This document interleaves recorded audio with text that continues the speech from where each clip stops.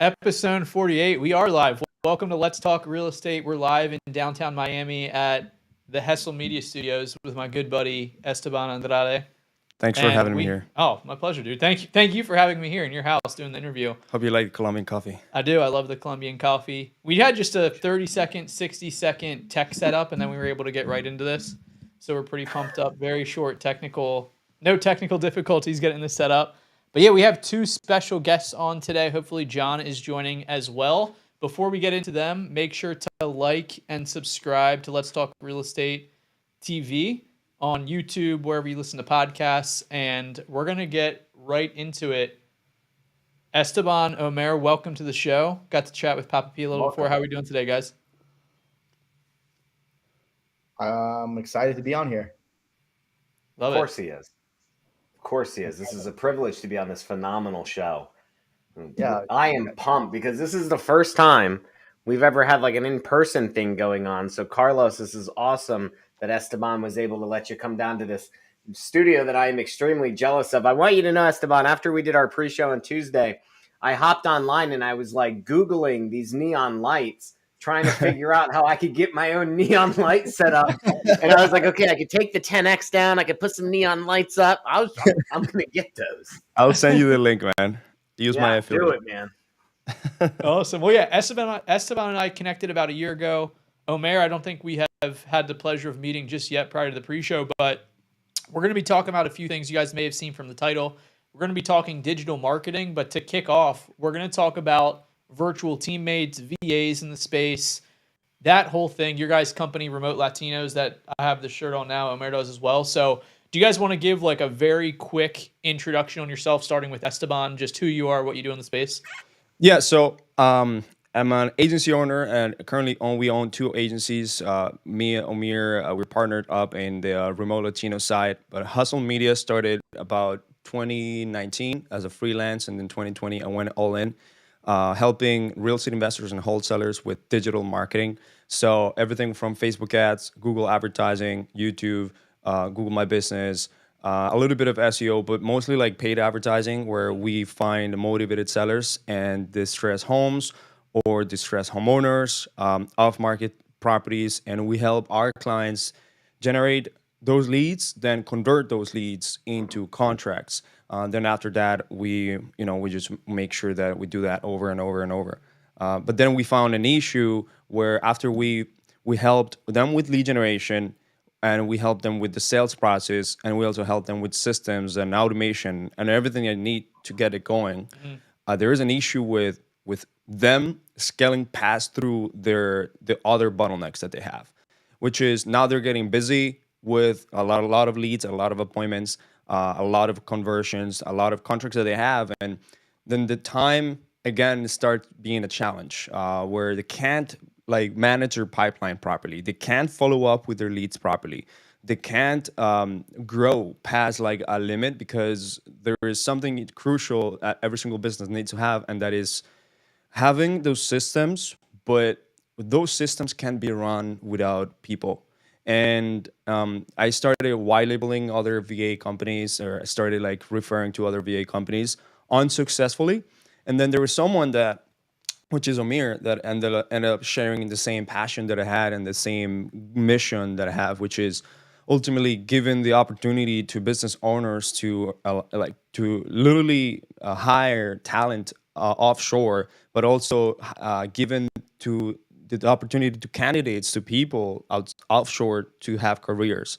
So we connected in that goal. He was in the same space.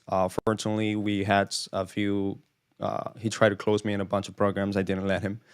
He's a closer, but he didn't close me. But the only thing he did close on me is on like let's date on this partnership. Yeah. Let's date a few months. I'll send you some clients. I'll send you a few people. We'll work things out. I'll help with any systems. And then we sat down and we're like, this is a thing. Now remote Latinos need to be born. And it's great because it's a huge domain. It's a very special domain. I can't believe we got remote Latinos. And then we decided to start a company like apart from Hustle Media and just helping people out with leads, now we started with Remote Latinos. Very cool. And Omer, anything to add there on you, how you got into the space, how you connected with Esteban, and then we can kind of get Papa P's perspective as someone who runs a team in office, remotely, been doing real estate forever. You're on mute. Omer, I think you're on mute. I can hear Papa P. Yeah. Sorry about that. I've been in the digital marketing space for about 5 years. It'll actually be 5 years this coming year. And then exactly what Esteban said, I actually, before working with investors, we worked with hundreds of agency owners and really all types of other industries. And I believe that a lot of people are buying coaching programs and they're buying ways to get systems and buying ways to get more leads and whatever the case is. But in order for you to really take it to the next level, you need people, right? There's a great quote by Alex Rosie, and it's you build a company based on systems, you scale a company with people. So I saw a huge hole in the market, in all markets. The problem that we initially had with my first company using Fava is that we were working with everyone, from lawyers to attorneys, agency owners, e-com brands. I mean, we were literally work with 10 different industries, and it's impossible to specialize if we work with just everyone. And then the partnership that one of the biggest reasons that I partnered with Esteban outside of us sharing the same core values and the same mission, it's the fact that we get to specialize into one industry, we focus on 3 to 4 different hirings, which is acquisitions managers and lead managers. We're getting now into transactional coordinators, and yeah, it's been a cool ride because it's challenged me as the CEO, as a salesperson. It's challenged him, and we're now really seeing. We've already seen the light, but now we're getting closer to the light. We're working with almost 80 investors, and we've been able to serve a lot of them, all types of talent. And the cool part is that we're really just getting started. Like, we haven't even ran ads. We just got our credit card today, which I'm super excited about. I'm sure Esteban is as well.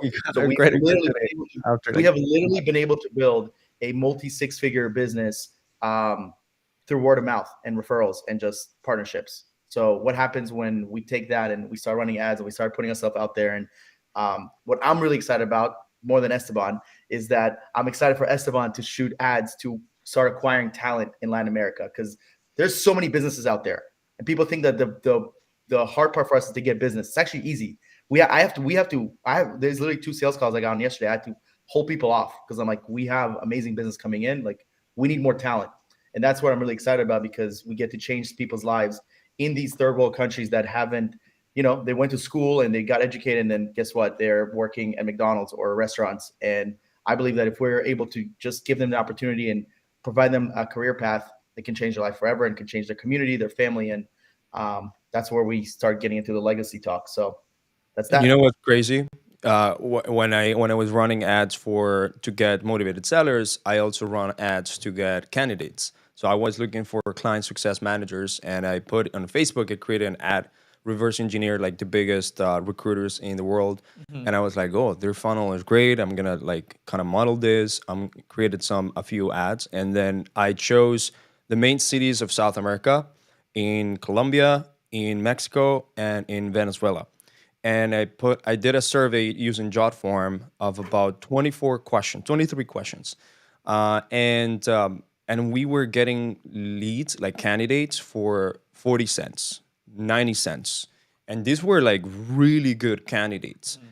They put their time to answer every single question, and one of those questions was like getting a like audio, hey, tell me exactly about you in an audio voice note.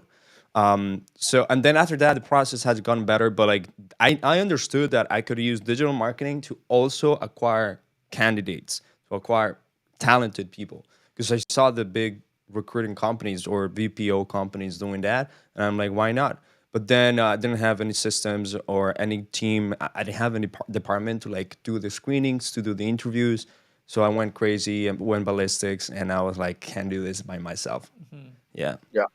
Interesting. For context for Omer and Esteban, Brandon, could you give a little bit of scope on how you've used virtual employees in your, real estate, like a quick 30-second stories on you, and then we can kind of dive into all things virtual employees, whatever terminology we want to use for them. I do not understand the question that you have asked me.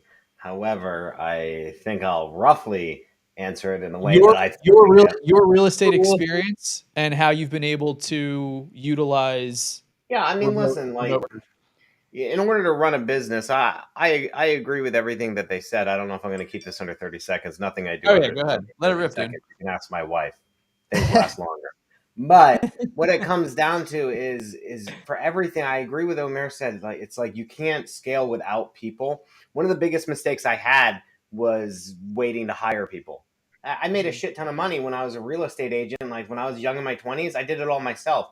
Learning to hire people is probably the hardest thing, and then the mistakes that come with it. You need everything, right? We have everything from QA specialists. You got your cold call teams, your shift supervisors, your managers, your transaction coordinators. We have someone who just gathers our data and organizes it for us.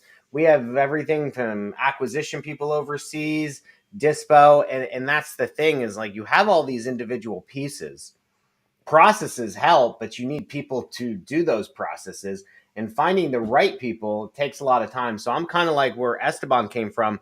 I had figured out it was 2 years ago when I had like a physical call center, and that, long story, that went away and I had to hire virtually. So I started doing the same thing. I started putting ads out, and I was like, wait a second, like this works. So I had John, who's not on this show.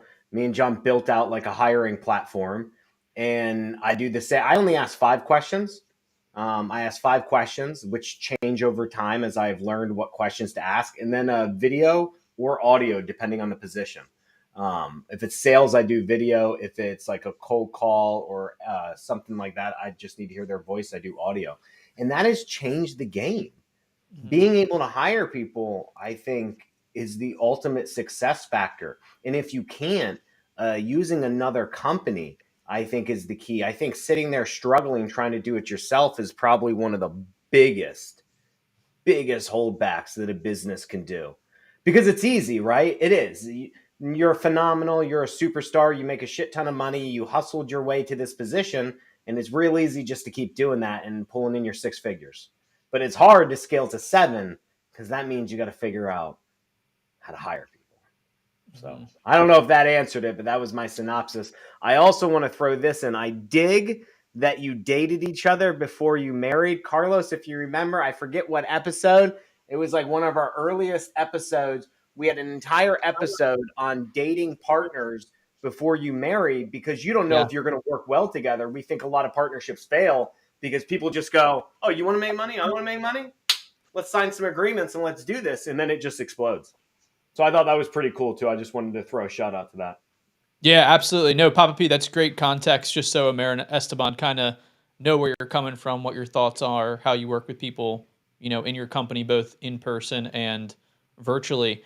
I guess I want to talk a little bit about, to start, the origination of virtual teammates or employees in a company. On the pre-show this week, I was thinking like, man, I guess 4 Hour Work Week is a book that kind of painted this dream picture, that there is some negative to that now, where people have this dream thing. They think they can hire like a VA and just offload their entire business onto them. I think So that's bullshit. Yeah. yeah, I think it's bullshit too. And I'm typically a pretty positive, optimistic guy, but that is one thing that I see in the space. The origination of VAs, when I was wholesaling, we had people that would do some like data pooling and some skip tracing and stuff virtually. Awesome guy, Edwin. I still remember our main virtual employee's name. But that's one thing I see in the space is I think it originated from there, and then they think that they can hire away all their problems virtually. What's kind of your guys' opinion on that? The origination of virtual teammates, and then I guess kind of the general landscape of how investors work with VAs today and how VAs are termed. Yeah, it's crazy. I've had several people that come to my podcast that they've done VAs for a long period of time before it was a thing. And it was just ideas of immigrant parents or immigrant partners, immigrant advice, that they were like, hey, we have people in our country that potentially could do this. You can just like somehow send them a check wire at the end of the month, and they'll be able to like assist you. So I had a girl that her mother like gave her the advice of like, why don't you hire someone in Colombia? Like you don't need them to do this personally because everything I do is paperwork and Word documents and Excel. So they ended up being the resourceful person that they are, like immigrants, and knowing that they also have like a great talent back home, Mhm. people that are willing to work hard, people that are willing to sacrifice more than a regular employee here in North America would because they have a belief in the company or there is a culture that there's a culture in South America, for example. I'm just going to talk South America here because that's where I live, that's where I was born, where they love work. Mhm. They love it. There is Fucking some love sort it. of love for work. Yeah. You go out there, they're true hustlers. There's no true help out there from the government. People need to figure out themselves. That when you go to South America, you just you get down from the airport, you go to your place, and if you go to like a regular area, you'll see people on the street selling on the lights, like on the like red light, right? Red light. They'll send you candies. They'll send you whatever. There's always some sort of like type of in the entrepreneurship going on everywhere in the streets because everyone needs to You got to make survive money. and thrive. Yeah. They got to make money. And so when you see that, you know that you can ultimately tell these people to use their laptop and just work from home or from wherever it is that they have a good internet, and then started getting like very very popular. I would say whenever everything shut down locally in 2020, Like like COVID stuff. COVID started and got super popular, but it had started like already years ago. A lot of people were doing it. I know, like there is this CEO called Alexander Torrenegra who actually co-founded a big company that is helping Latin Americans actually get jobs and get recruit all over the world. But he talks about how there is synchronous and asynchronous communication, where one you would get immediate feedback, or like I'm touching you right here, I'm tapping your shoulder, be like, hey, I need something from you, and I'll Mhm. I'll get a response right away. But there is another one where it's like I'll Slack you, and you don't get a response right away, but you can Slack many people at the same time. You can also like do many things while waiting for a response, even if it's like a 2 minute. And so he talks about how he started his company literally doing calls with his virtual assistants with whenever like cell phones did not exist, like whenever like smartphones did not exist, he would call them and he will just have conversations over the phone, like I need you to do this and this and that, and then I'll just make sure that you send me this some sort of, I think it was not a fax, but some sort of like digital information, digital delivery. So he Mhm. talks about how he started that way, right? There's people that already had figured this out or have been working on it just because they wanted to be resourceful and lower cost, same skills, right? So we started doing this from the very beginning. Us as agencies, is very, very, very normal to have virtual assistants, super normal. Every single pro- program or training out there teaches that you need a VA in order to do outreach. You need a VA in order to help you with admin stuff or do social media marketing, post for you, talk with potential customers, set appointments, things like that. So we brought the same idea, and since it's also a very strong idea in real estate investing, I'm like, why can't we have hardworking people that share the hard work culture, that if you put them in the right system, when you onboard them right in the company correctly, you select them correctly, they'll be willing to work harder than any other person in average here in the United States or even Canada. I'm Canadian too, so I know how they work compared to like South America. I'm just gonna tell you a story. So when I worked with Chrysler, and Chrysler has 14,000 people in their building, right? And there's a lot of people, but there is a lot of Mexicans employees because automotive industry is highly dependent on Mexico. And so there's a Oh, lot of clearly. Mexican employees, and their Yeah. culture of work is highly, highly, highly different than the American culture of work.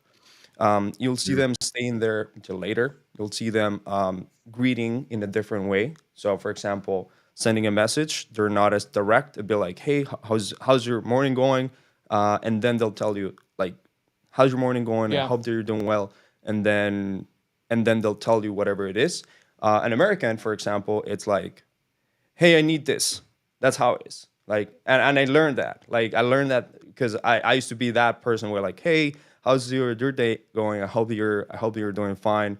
And then my American boss will be like, "Tell me right away. Hey, tell me right away." So I learned that there is a big difference on like work culture, but they would stay for later, usually later at night. They work even Saturdays and things like that. And it's because of their choice. And I learned that in Mexico there is so many amazingly like smart people, hardworking people. So all of that inspired me. Like, I can do this, bring this in real estate. These same type of individuals that are in Mexico, for example, Mexico or South America, Central America, we can bring them into the industry and change the game. Yeah. So there are the cultural differences there that you saw, the appreciation of how hard they work, things of that nature. You have both backgrounds being all over the Americas, North, South, now in United States. Papa P, what was kind of your introduction to working with VAs, virtual staff for your real estate career? Oh, I mean, I didn't even think about VAs until, like I told you, until I really realized that was my biggest holdback. My first ones was, I kept hearing about hiring from the Philippines. Um, I wasn't some of my best employees are from the Philippines. Arjene's a rock star. I wouldn't even be alive without her right now. She just crushes it. But I had a problem with the majority of them and their voices and their pitch and stuff. So like I wasn't a big fan, and so I ended up going to Mexico initially for virtual, and that's where I went for a lot of my cold callers and stuff, just because I thought their uh, culturally, I thought they were able to recognize American culture better. We have a lot of Spanish people in America, and so UNO that's Mayor holding it down, and UNO Mayor holding it down in Mexico. I love that. Your team in yeah, Mexico. it was Hermosillo. So it wasn't too far from the border, and I met someone down there. We had a partnership going for a while, but and that's kind of, and then I started noticing. But if I was to be honest and say why, money.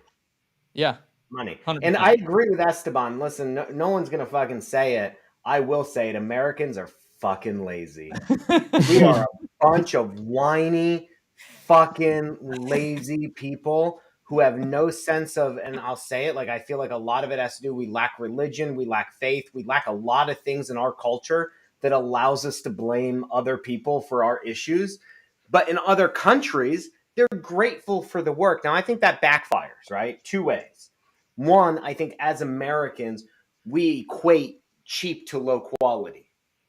So when we go and Yeah. hire an employee or a VA, we're like, oh man, I'm fucking saving money. I'm getting somebody so cheap that, oh, they're below me. And no one's really taught that that's not true, because that's just our culture, right? Like everything we buy that's low price is cheaper of lower quality. But man, like that is so untrue. And that was a huge thing that I had to learn, that they are as capable, if not sometimes more capable than me at a lot of things. But like anything, you still have to find the right talent. And that took a while too, like finding those right people. But I got fed up with Americans. I got fed up with laziness. I got fed up with excuses. I had one chick, no shit. I had one chick. This put me off. This was like one of my breaking points. Her boyfriend's dog died. Needed to take 2 weeks off. No shit. No shit. Like this was, and I was on the phone arguing, like, you need to get back into the office. We had all these deals closing. We were just hit our 6-figure month. Like we were trying to crush it. She was in charge of a large portion. And her response to me was, I forget the exact wordage, but it was something like, I am not going to be pressured and made to feel guilty because of everybody else on the team when I need a moment to myself. I need to process this. And I'm like, it's your fucking boyfriend's dog, not even yours. Mm-hmm. Like, and that was the moment when I was like, don't you need to work? Don't you have bills to pay? And that was that was my breaking point of where I realized American culture coddles people. And you go to another country, the dog dies, they're back at work. I had a dude who had a baby. I was trying to give him off because his wife just gave birth. And he's like, no, I'll be back in the office. I need to make money. And I was like, because that's my personality. I had people die in I'm back at work. You take the one day that you need to process it, or I'm back in the office, baby. So Papa B, I can't remember on your story and just when we've chatted before, did you consider or had you used like an agency, like someone that hires virtual teammates for you? Because the perspective of people listening, like we have two experts here working with over 80 companies at this point. Like I want to find out what the best way is to hire people, what you're looking for. And like somebody's probably looking to hire VAs right now. So like they should consider hiring in-house or working with someone like Esteban and Omer. And we have Papa P, a legend on. So I'd love to hear your perspective on that. Listen, man, I don't really know Esteban or Omer. So far, I think they're fucking A+ guys. Me and Omer were just chit-chatting before the show. I got no problems. I am, however, a believer. I'm a do-it-yourselfer. Okay. I everything that they do, I do it for myself. I run my ads. I hire remotely. I build my teams, build my I go find my own people. That's just who I am. But I had told John a while ago that I was curious to see if I was doing something wrong. So I started using other VA companies. And I used a couple of them. I'm not naming names. And, there's some of the influencers out there, and they're basically just selling human capital, man. Like they're just selling human capital. They're doing shit training. They're charging up on it. They're controlling the person too, never really releasing them to be working with. So I never really had that adoption of like, they work for me. Right. And so there was always issues with the team culture. And I had to keep training, which is fine. I need to train you anyway. And I remember telling John, I was like, okay, I'm trying another company. I'm trying another one. I was like, honestly, I was feeling pretty down on myself, thinking I was doing something wrong. But when I started comparing myself to these other guys, I realized that all they have is a good marketing machine. But their processes and the way they treat people or train people wasn't necessarily any better. But I was paying an extra $3 premium, on top of, and they weren't doing shit. All they did was run an ad. Yeah. Now, and I was disappointed because I thought I was getting training. I thought I was getting somebody to be on my team.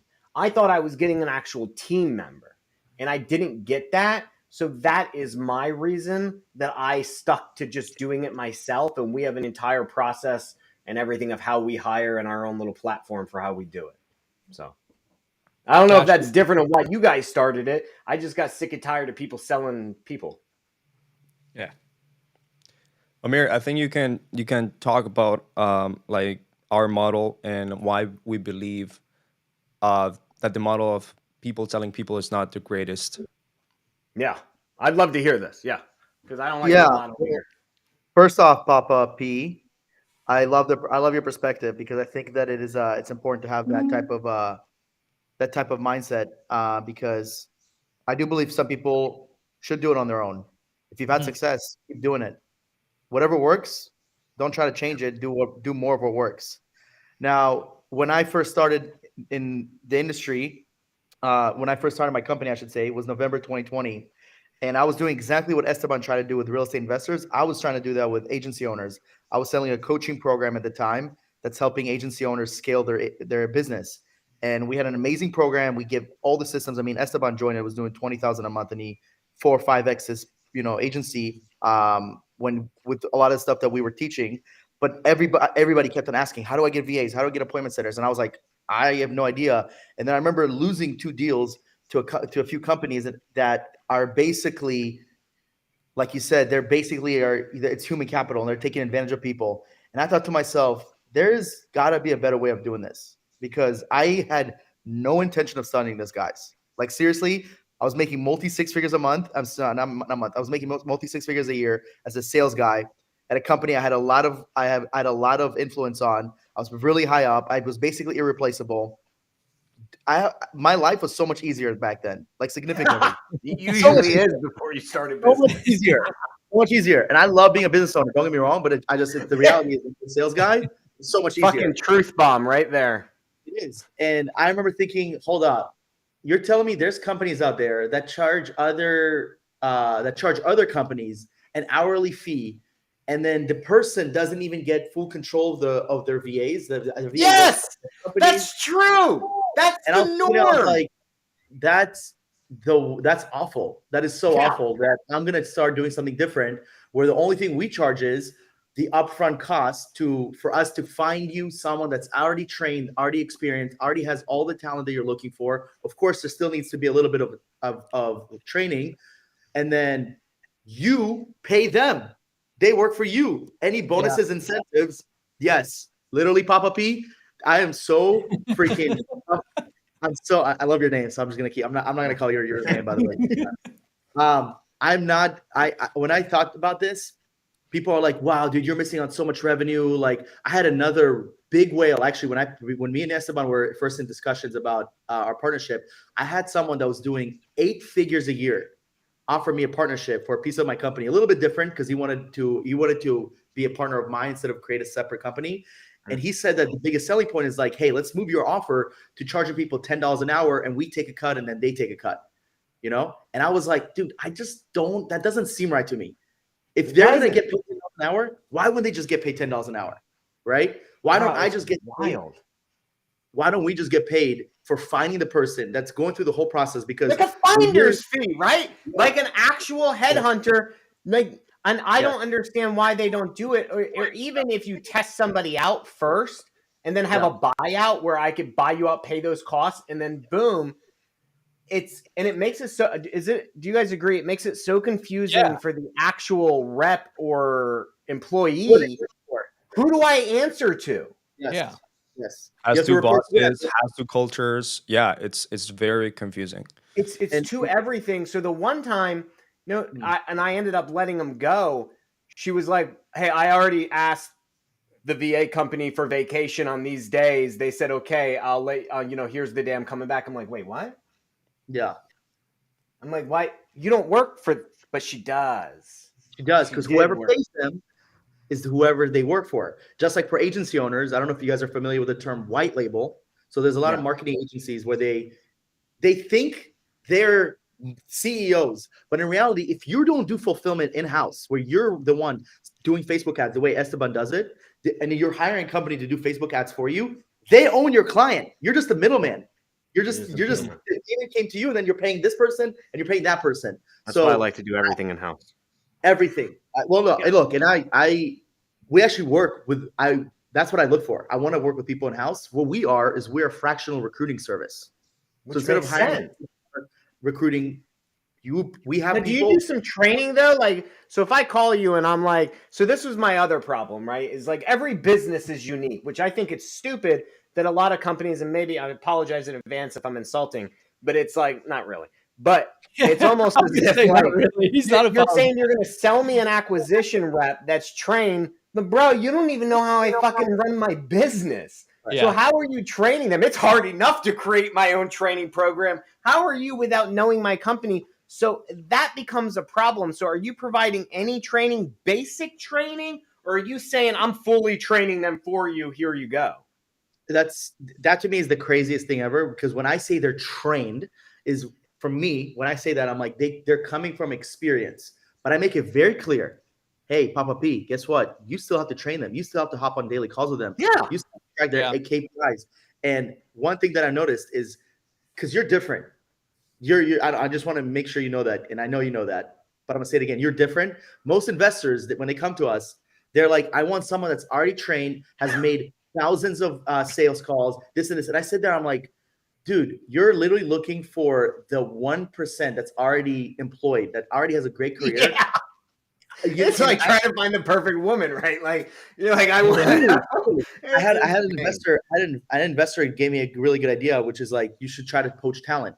But in my head, I'm like, I'm kind of going back and forth on this, because I think if you poach talent and if they're happy at their job, the only way they can be happier is if you provide them more money. That's it. Are you willing to do that? Yeah, and then it becomes they'll go to the highest bidder after that, right? Once there's no loyalty on the culture or the commitment, it becomes a Correct. money thing, and you can't Yeah, trust them. exactly. I And then agree, man, and so that's intriguing. I did not know this. So backstory here is Carlos told me zero about you, other than you guys own this company called Remote Latinos, which I had no idea what it was. I thought it was a boy band initially until he corrected me. But I understand now where you guys are coming from. So, and I didn't know if we were going to line up either. So I was coming on to defend my position yeah, because I see a lot of influencer, not even yeah, that, but a lot of people who do real estate who then say, "Oh, I've hired my own people. Let me just amp up my process and then sell you this capital, these humans." And they're charging this extra ratio of fee. And I don't think investors know. And so I don't want to rehash what we've already talked about, but I guess I'm coming back circle and saying, do you think these investors or these new business owners, do you think they even understand the difference? Do you think they're being sold a bill of goods? Or do you think it's just the lack of understanding of how, like, they don't actually know how the sausage is made in the kitchen? I'll answer it, and I'll let someone answer it as well. I think it's a mix because I think a lot of investors. The one thing I really like about working with investors is that they remind me of agency owners, which I'm really used to. People like Esteban, because they're entrepreneurs. They're not real estate agents. Mhm. Agents are like employees a lot of times, where real estate investors, they are working for themselves. They're trying to build a business, and the reason I like them is because almost all of them, I would say 90% of them that I've talked to, 9 out of 10, are in some sort of a program. Pace Morby, Joe McCall, all these guys, like whoever it is, they're in all these programs. We get a lot from James Hodges, right? So they're in a program. So that tells me that they're already open to learning. So that tells me, like, at least you're coachable enough to invest. Yeah. I mean, they're investing way more money into these programs than they're paying us or the VAs. So to me, that right there, that's the first step. So I think a lot of times that's maybe, I don't want to say they're learning the wrong thing, but I think they're hearing things from other people and they're not getting the full story. To give you an example, we have a client, her name is Ashley, who started working with us in June of last year. She was actually one of the first investors we worked with. She hired, I believe, 2 people off the bat. One of them didn't work out in the first week or so. We immediately replaced. And she had 2 for a while, and then she started getting a few more. And we connected with her actually in December. So about 6-7 months later in Playa del Carmen, we went to an event and she was here for it. And they have scaled like crazy, like crazy. And what I didn't know is that she's been building all the systems, all the trainings, all the trackers. She has insane onboarding. Not only do we do onboarding with if you were to work with us, we do onboarding with you. They do their own onboarding. Yeah. And she literally hit us up actually like a couple weeks ago. And she's like, hey guys, I literally have built all these trainings for lead managers, for cold callers, how to operate as a CEO, right? Not as an entrepreneur where you're doing everything on your own, how to delegate tasks, how to track people, how to do everything you need to. And they do now multi-6 figures a month. And we basically partnered up with her because now we want everybody to have access to trainings from someone that's good, that's actually been able to scale the company. So the reason I'm saying this is because I think a lot of investors get sold on the wrong story. And then sometimes some people get lucky. I don't know about you, Papa P. I know Esteban and I, we talk about this all the time. We got pretty lucky when we first hired. Like my first few hirings are incredible. Some of them are still here. I got lucky. So I think a lot of times we look at people that had luck hiring people and we think that's going to happen to us, right? Because even if the companies that you talk about that charge $10 an hour and they're training VAs, some of those VAs are really talented. Some of those VAs pick up real estate. They have that in, they have an understanding for real estate. Maybe they like it. They have a passion for it. So it's a lot easier for them to learn it. And then when they get hired, they do a great job. The majority of the time that doesn't happen. So I think the wrong stories get told to real estate investors. They have the wrong expectation. And my favorite quote, we actually just started putting this on our onboarding call, is that in launch call, we say, and I'm actually curious for you, Papa Pia, before I say this, like on average, how long does it take for a deal to be completed for you? From the second you guys talk to a lead to the finish, how long does it take? Okay. So because mine's probably a lot longer because I don't do digital marketing. So for cold calling, on average, anywhere 6 to 8 months from the start to the turn of when, obviously we have our anomalies where we close pretty fast. But if I were to look at our overall pipeline, I'm going to say we could go all the way up to about 8 months to when we're getting paid. So if you're talking about like cash on cash type of turnover, when I spent the money to when I see that lead, It'd be close to 8 months on a cold call. It's just So longer. let's just say 4 months. Okay, because 8 months is way more than I thought. Sorry, dude. Maybe I'm not as dialed in. You're actually making it even a better point for me, but I'm going to make it even better. 4 months. Let's just say it's 4 months. For some reason, I noticed that investors, it takes them 3, 4, 5, 6, 8 months to get a deal. But when it comes to hiring a team member and being patient with them and giving them resources and doing everything they can, after a week, they're out. Like 2 weeks, they're out. Nah, dude. 3 weeks. I mean, I have my idea how long it takes, but yeah, I mean, it just depends. Me, it's at least 90 days. I'm a 90-day kind of guy. But but of course, if they're not showing up, they're bad, they're lazy, they're for sure fire them. But if they're showing up, that's the first thing I look for. It's showing up and communication. Those are the two things I look for in the beginning, and then daily improvement, right? The reason I'm saying this is because if it takes you 8 months to get a deal, why are you not patient with a team member that's showing up and putting effort? Why are they just flip-flopping every other day? Like they're like, oh, we want someone good, and then no, we don't. And I think it's because they got told the wrong story. They got sold on the wrong idea, and they think that delegating all this work to VAs is just going to cure all their problems, and that's just not the case. That's what we talked about, like for the pre-show. Like that's what we're seeing in the industry. Yeah. And Omer and Esteban are probably pleasantly surprised that Papa P is different. He probably is the 1% or the 5%. Yeah. Does his own onboardings, has good expectations. He sees a story that's being painted out there, but he's not living it. Yeah, so I agree with the 90 days, but I also think there's a 6-month period. I think 90 days is where their confidence comes in. I'm talking like more acquisition type roles, maybe not back office admins. 90 days is where their confidence comes. And then 6 months is where they're dangerous. If they're around at 6 months, at that point, if they're not dangerous, you might have held on to them too long. Like you probably failed them somehow. They might not be in the right position or something. Yep. But I want to go back to what he just said. And it was like the patient thing or the bill of goods. What we really talked about on the pre-show, which we haven't touched on, and you kind of did in the beginning, Carlos, is like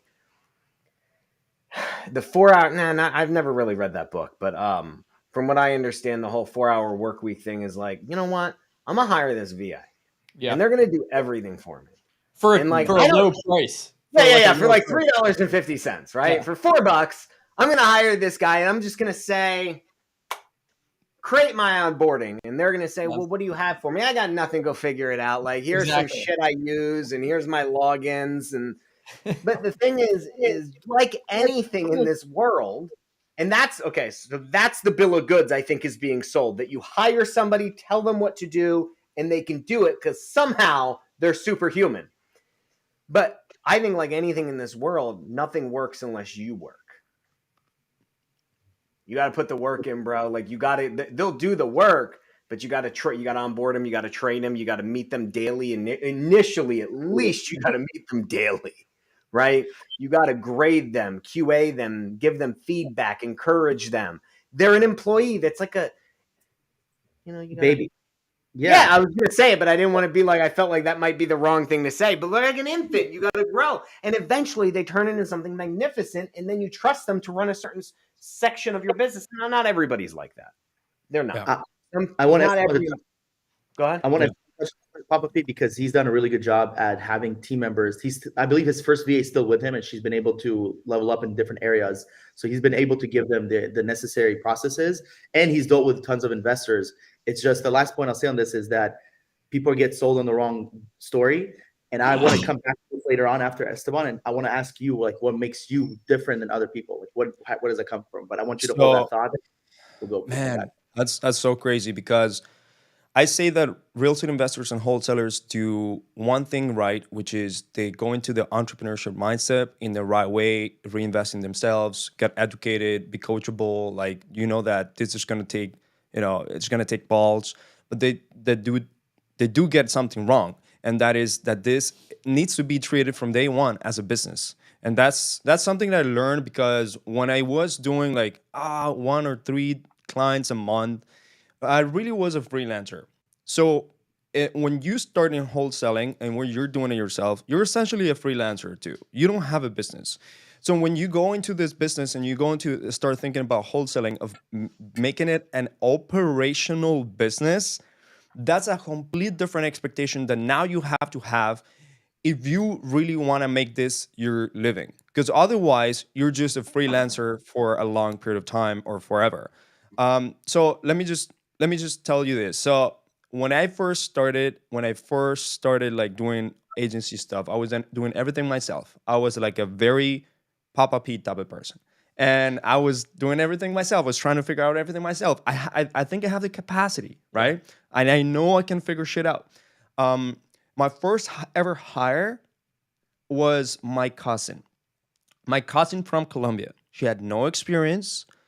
She had absolutely no knowledge in real estate, no knowledge in systems, no knowledge in social media marketing, no knowledge in nothing. I literally had to teach her everything, but I created great SOPs for that.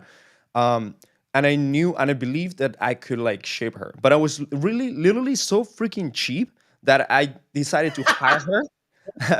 I decided to hire her because I knew she had English, great English, Yeah. but because she had no experience, no knowledge, no nothing, I could pay her the least amount of possible of money Your per cousin, hour. your family? My cousin, Oh my yes. goodness. But hey, It's a hear me out. dirty Hear me game out. out there, bro. She My was goodness. she was in university still. She's still in university. She hasn't graduated. She had never had a job. So for Because you her, it's didn't pay also her enough. yeah. So for her, it was a great opportunity. Now she is like a pivotal part of the company. She's like a backbone. She gets paid like a person that gets already being graduated and it's being in the workforce for like But she four grew four into years, it. Awesome. right? And she's getting paid, and she still haven't finished university.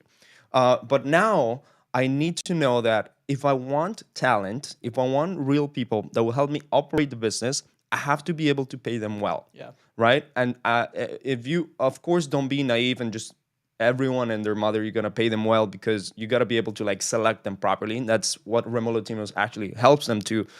We go into the interviews inside with you. If you don't have experience doing interviews, or if you think that you have experience doing interviews, then you're actually doing it wrong most of the time. We're gonna go and help you within the interview process, but the whole mindset of like literally thinking that if you go into the wholesaling and you want to go all in, and if you see that yourself in 5 years you're gonna be still doing wholesaling, or in 10 years you're still gonna be living off real estate, from day one of hiring a VA, or before hiring a VA, hiring a person, it's an operational business. And a lot of people, they are more of visionaries than just like operators slash Mhm. also integrators. So I'm a very huge visionary. But I did the test, the rocket fuel test, which is the crystallizer test. I'm also partially integrator, but I'm a big visionary, like very big visionary. And actually, I did the test with Amir. He's also a good visionary, but he's a better integrator. So the reason why he's also been able to create really great operational processes for the from first getting a candidate lead to getting a candidate that is qualified rock star-ish. He created all those processes because he has an operational mind. He has an integrator mind. I'm Yeah. not saying that he's like the biggest operator in the world, but he is definitely a good integrator. And when people are missing that, people are usually very visionaries. They don't know how to handle teams, lead. They don't know how to potentially manage. They don't know how to potentially like deal with someone else day to day because they can't even handle, or don't even know how to deal with their own Yeah. day to day. So Yeah, um, that's a uh, good line right there. yeah, it's a huge expectation that you need to do. So now what we're doing is, apart from being a fractional recruiting company, we're gonna go inside your company. We're gonna see what you have or what you don't have. We created standardized, or we created a streamline, like kind of like a baseline of like, this is how seven-figure businesses that are right now seven figures started, and how you can start. We can paint them a roadmap of like, you hiring your first virtual assistant, your first remote Latino, your first collaborator. It's gonna be like this the first day, the second day, the third day. This is how it's done successfully for us. Obviously, it depends on your business too, Mhm. how you want to run it. And then the first 30 days. This is what you have to actually give the person. This is how you must potentially run the meetings. This is how potentially how you're gonna like do feedback loops with these individuals. Right. Do the end of the day reports. Yeah. Track their KPIs. give them incentives on a tier KPI basis. All this stuff now we're putting it together because we also believe in giving the most amount of value for our clients to succeed, so that they don't go all like Omir said, one week or 2 weeks something is off, like they don't have no idea, they have wrong expectations, and then be like, oh, this is not gonna work. They're gonna say like, oh, this VA needs to quit, sorry, needs to get fired. Boom, fired VA. Yeah. We had one story of a person that worked with us that literally we found a really amazing person that is for acquisition manager, sales individual, ready. He's from Belize. He was ready, rock and roll. He went with our trainer to get onboarded on the sales process. So he learned the sales framework on real estate wholesaling. And the trainer saw him and he's like, whoa, this guy is ready to go and crush it, right? But the company that paid us, our client, day one, fired. You know what happened? Why? Apparently, like the first meeting, he had like echo or something, like some sort of like crisp issue with the crisp application. Then that's kind of like tickle him, and then the day before he had sent a message, hey, I got COVID and I'm feeling well. I'm not feeling well. I think we should reschedule the training for tomorrow. I think I can't be able to I can't make it. And because of that reason, just like got fired. He got fired. And we felt bad because like the guy like looked very talented. He looked like he had perfect English, better English than me. And he was ready to go, high energy. Omir can tell more about that story. Just bad timing. Yeah. Sometimes things are bad timing, man. I've had that. I've had that, but it also comes down with, and that's tough because maybe they weren't able to tell. But it's like, sometimes you got to look past those negatives, because I think we're so jaded. Because I think like real estate investors are expecting immediate results, immediate things, and we've had people, not show up to work so much or make excuses that we just, what is the old saying? One person ruins it for the rest of them. But I think it's all misexpectations. I think there's a huge miscommunications with expectations. Yeah. And it creates And a lot of learning how to do the remote world, virtual world. It is It's different also than in something person. that needs to be learned. Yeah. It's not everyone knows how to run a virtual sales floor, a virtual lead different. manager floor, a virtual floor. And That's like you not- said, some people can't even manage themselves. Yeah, that are some getting people can't VAs. even That, manage- that was a You know? beautiful line, what he said, because I fully believe it's something I worked on and I'm still working on. I realized like in 2021, I was like a shit leader. I was like, man, like maybe I just need to work on my leadership. Like, and a lot of it is holding yourself accountable to things you're going to say. Like, if you're not going to do what you say, bro, like, how are they going to hold themselves accountable or even be accountable to you? And I think a lot of people get in and they just see the quick money, right? And they're like, oh, I'm making money. That makes me a good business owner. I made 50 grand or 100 grand last night. I know how to run a business. No. Making money and running a business are two different things. A street hustler can make money. Yes. Business owner is completely different. And so that's why I liked what he said. Like, if you can't even take care of, I forget how you said it, but if you can't even manage your own self, your day to day, if you're not a boss of your own self and your own standards, the company's going to follow, like it's going to kind of follow that. 100%. The last 8 months, man, I've been diving so deep into my own leadership, like because I was a bottleneck. I was not Yeah. doing. Bro, I was we're on not the doing same daily path, man. meetings. Same path, bro. I was not doing daily meetings. I was not holding my team accountable or giving their support that they needed. Imagine they're still, for example, they're not going to an office, so they're by themselves. If I'm not checking in on them on a consistent basis, Yeah. if I'm not tracking the KPIs and having these feedback loops that ultimately will tell me where they are in terms of like how they're feeling emotionally, how they're feeling like performance wise, their energy. It's you're gonna suffer because it's gonna bad lose them. leadership. Yeah, you're gonna lose them. You're gonna Yeah, lose them through and that's bad what leadership. happened to me last year because I just thought that I could do the 4 hour work week faster or easier, or just like it's like that. Man, I got to $180,000 a month, and I was like, this closer is closing so good, and I'm like, I'm just gonna chill. I'm gonna work literally like 6 hours a week, Yeah. and that's what I did, and it was the worst decision in my life. Did it set you back? Did you go backwards? Yeah, I went backwards. Yeah. Okay. I was just making sure. Same thing happened to me. I went backwards too, and I was like, wait a second. I thought I could relax now that I had somebody doing what they're supposed to do. Yeah. And if you're not holding them, it's just, but it's all these things. But that's what makes you. That's what makes your business. But not actually, let me rephrase that. That is why you are able to hire and place people with other companies, because you've made all those mistakes. So now you can look at other organizations and say, hey, man, like, you're making, like, I see what's happening to you because I've been through that.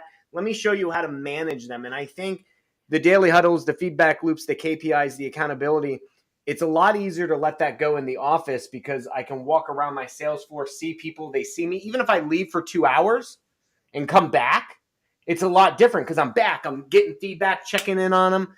You don't have any of that in the virtual world. Yeah, but you can create systems around it. If you don't meet, you got to build systems, because if you don't meet them, it's not cohesive. It's not glued together. And I made that mistake, and that's why my first couple virtual teams imploded. Yeah. For example, having a virtual team, the must-haves, you had to have Slack. You have to have Slack, 100%. There is no other better thing than Slack right now for a virtual team. You have to have like some sort of project management softwares like ClickUp, Asana, or Monday, even Notion. We use ClickUp, right? In order to like be able to like keep track of tasks, open issues, and things like that, send it from Slack to like ClickUp, or just like literally review it in daily meetings. You also have to be able to have forms that at the end of the day, you send them to every single team member, which depending on the role, there's going to be end of the day report forms. So they fill out a form, and with a zap, you can zap it to a spreadsheet, or maybe the forms from JotForm, so it has its own like storage. But that form needs to be able to track what are their KPIs for that specific position, even if it is a designer, even if it is a graphic designer. What were their wins every single day, like that day, the challenge, what they learned that day, what are they needing help on, and their energy. How is the energy during the day? This is special for closers, salespeople, lead managers, especially for that. And you want to be able to like see that coming into your email, into your Slack channel, and stacking into your spreadsheet, because you're going to be able to check it in order to see where they are, the KPIs that they're bringing, the energy that they have, the wins, their challenges, all of that.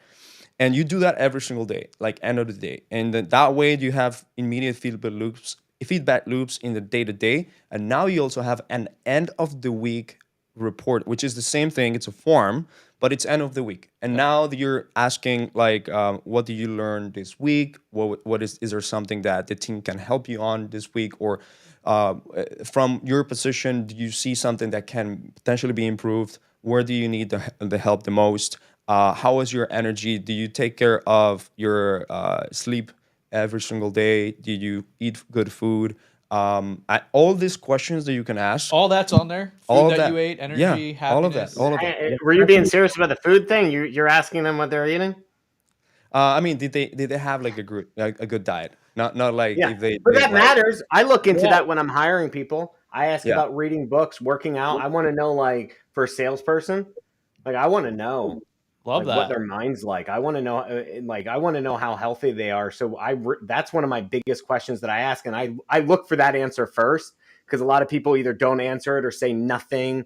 You know what I mean? I don't have time to read or work out. I'm like, bro, sales is all mental, dude. If you can't, you ain't gonna make it getting rejected all day long if you're not there. Yeah. Now, do you find that a lot? So I know that you do this for people, but the majority of, and I'm just going to say wholesalers, right? Because that's what we're really talking about here. The majority of wholesalers, when they come in, and even the ones that we're talking about inside these big groups, right, where they're getting some mentorship on some big topics, do they come with that I'm already doing the daily huddles. I already have my sheets. I already do that. I now just need the people to put into my process. Do you find on a majority that's like that or not? Because I found the opposite, that it's not like that. 90% are not. Not like that. Yeah, majority. When someone tells me why? Why is that? they don't know. You don't know what you don't know. No one's told them this whole fucking time they're making 50, 100K a month. No one's told them that. Because it's old school. Esteban says this all the time. I don't know if he's just directing this at me, or he's just saying it out loud. He's like, dude, I know some stupid people that make a lot of money. Yeah. I say that all the time. You don't have to be smart to make dumb motherfuckers who make money. They fall ass backwards into it. But I also know more dumb motherfuckers who used to be rich than are currently rich now. Usually money flows where intelligence goes. It's also old school. Like, you're in an old school industry. Real estate investing has been around forever. It's not like SaaS. Like, SaaS companies know about Slack. They know about Team. They know. Like, Esteban and I use a platform called Go High Level. I'm not sure if you guys are familiar with it. Yeah. So it's a CRM. You can do automations, a lot of different stuff on there. We went to their event, and it was honestly one of the best, most fun events I went to last year. Like, I have such a standard now for people that put events together. But their entire company, they have 200 employees. I want to say something along the lines, like between 100 to 200. All of them are around the world. Remote.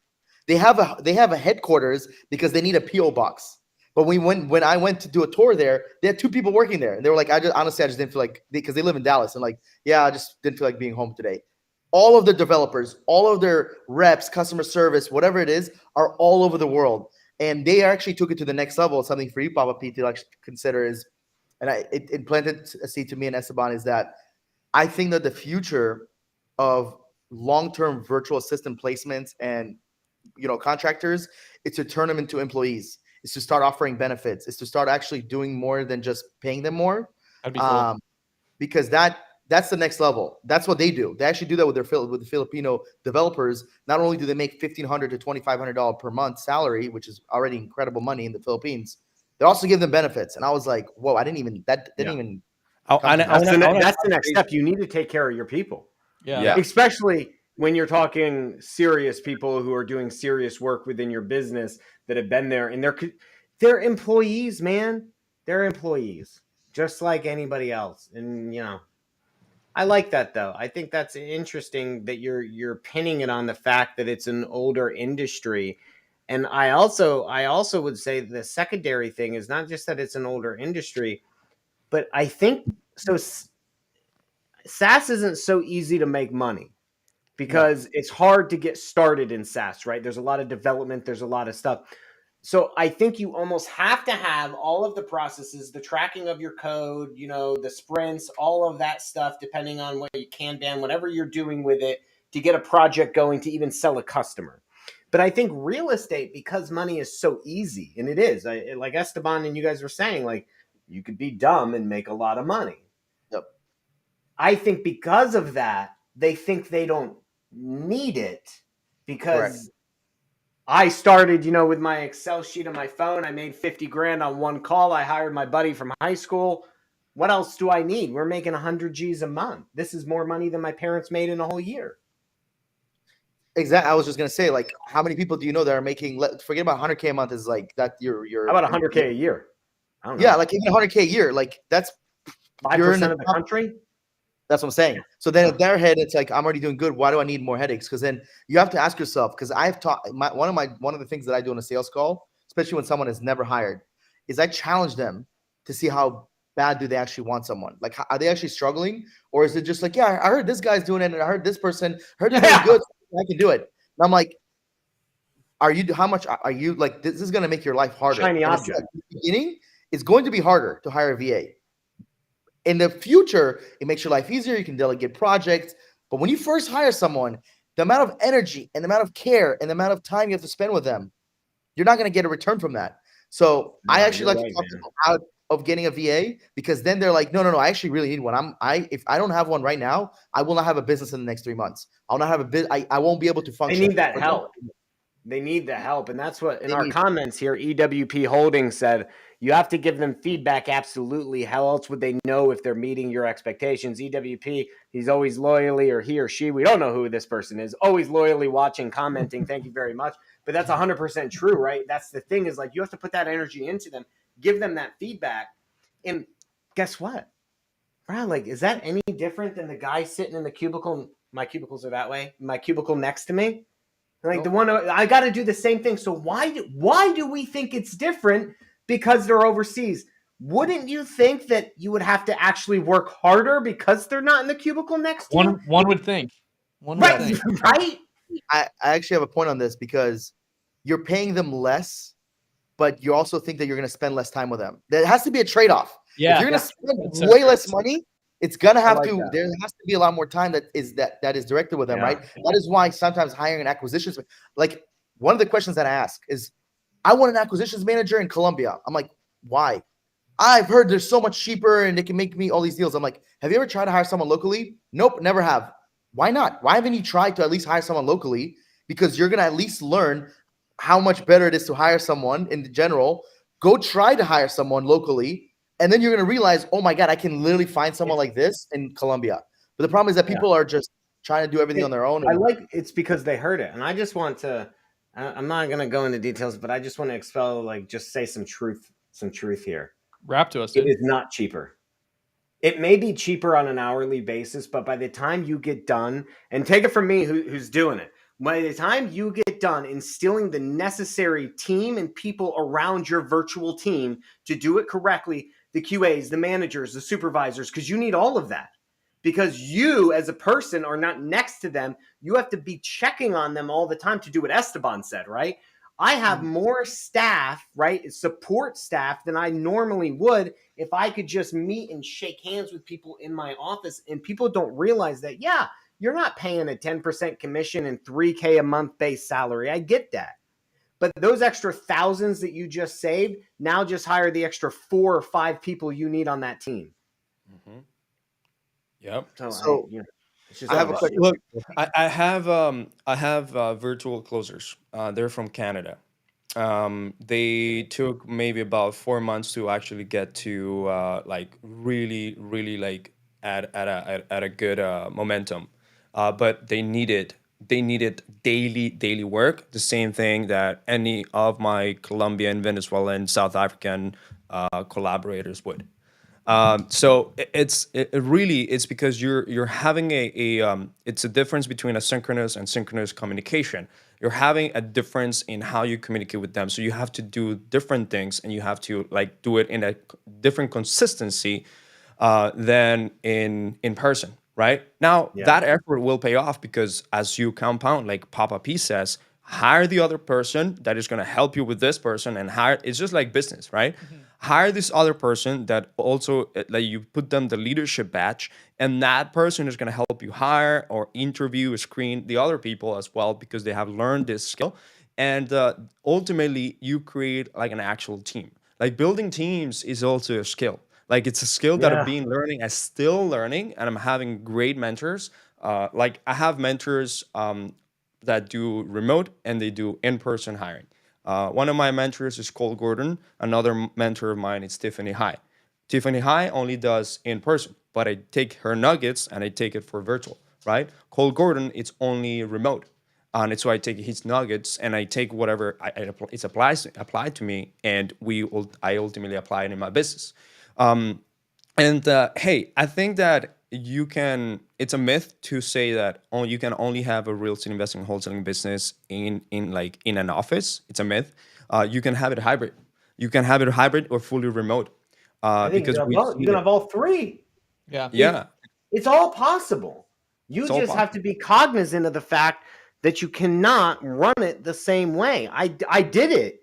I did it and fucked it royally.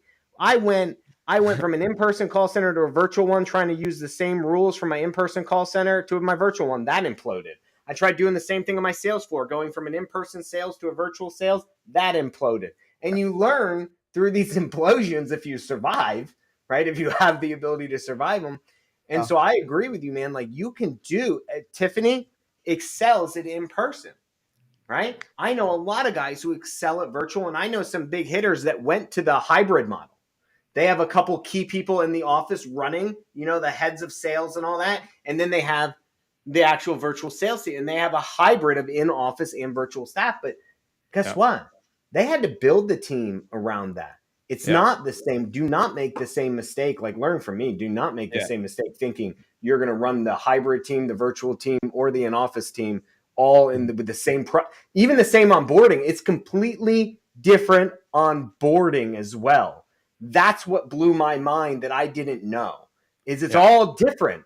They need a different level. Like, our length of training is different. My in-person staff had a different length of training to get to success than my virtual staff did, because like Esteban said earlier, they're on a computer at their house. They don't get the benefit of hearing me on the phone all day or hearing the guy next door on the phone all, you know what I mean? When you're in office, you just hear shit. And they don't get that benefit. Let me tell you a few game changer things that I've been learning in the past month, literally. First, the new VA is, and we're still trying to figure out this word, but a VA is not a VA anymore. They are collaborators. I like that. I heard you drop that earlier. Yes. And we're going to come up with a better name, but they are collaborators. So they're ultimately people that are just like your in-person team in the USA or Canada, if you're listening. They're just like that, collaborators. And I heard this term by tech entrepreneurs that I've recently been hanging out with, and they call their team members, they don't call them employees, they call them collaborators. And it was so curious to me to like really ask them, like, why, who is your collaborator? What do you mean? Oh, my collaborators, like people that I've employed. And they are in person. They have been hired in person, but they call them collaborators. So changing updating the term and like thinking that a VA ultimately was was born to do admin tasks, because that's what they do, admin task usually. But now, if you think about it, people, collaborators that are working remotely, just so happen to be working in another country, they can do higher level things. We have people doing our client success management, which equates to these positions. We have Ashley hired someone for these positions. We had someone doing acquisitions, which acquisition manager. We have someone doing executive assistant. I'm about to hire someone as an executive assistant, which is not really admin task, and they're remote, right? I think she's from Venezuela, lives in Panama.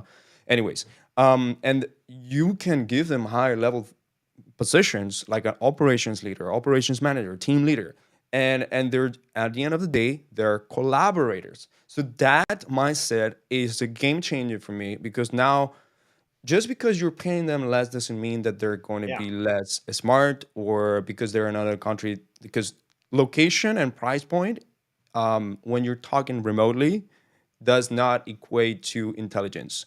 Here in the US, if you actually hire someone that you're paying $18,000 a year, $20,000 a year, compared to someone that is $50,000 a year, $60,000 a year, yes, you'll see the difference in quality, right? Because they've been through experience, they have knowledge. You're gonna be able to hire someone different, but like that doesn't translate the same when you're doing a virtual hiring, right? So because you're paying $5 an hour, it doesn't mean that that's gonna be a lot of money over there. Like shit, depending on the country, a lot of money. And I've hired in a lot of countries, and each one has a different cost of living.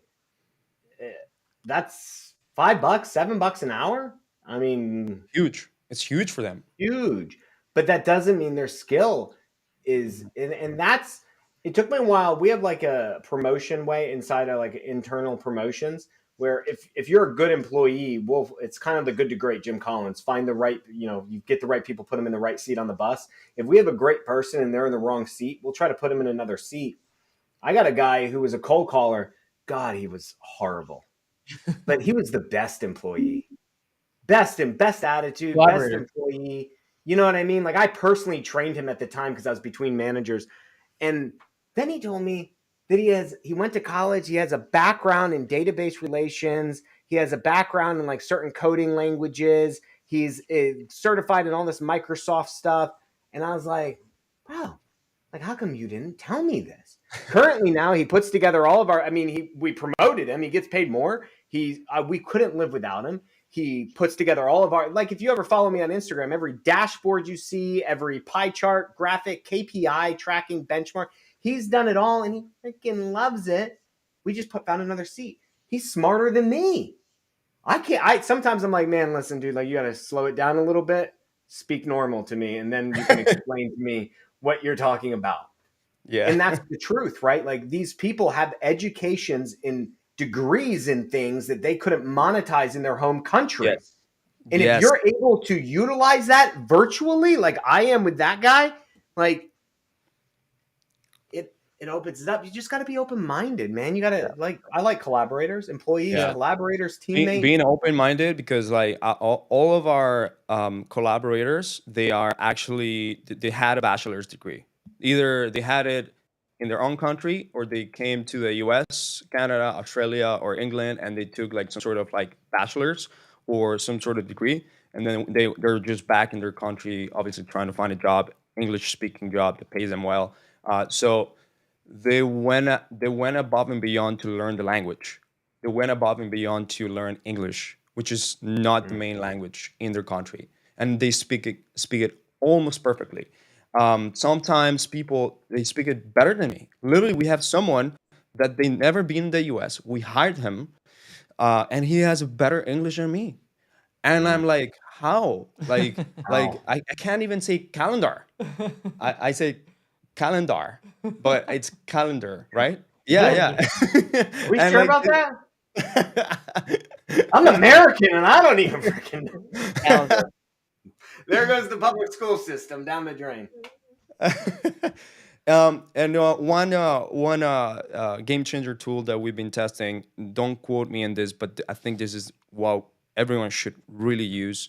Apart from a smartphone that you can listen in, if you want to have a virtual floor where you can see yourself in camera, see your team, go to rooms and things like that, there's SaaS companies that already have built something, and one of them is called Nooks.in, I think. Nooks, Nooks. And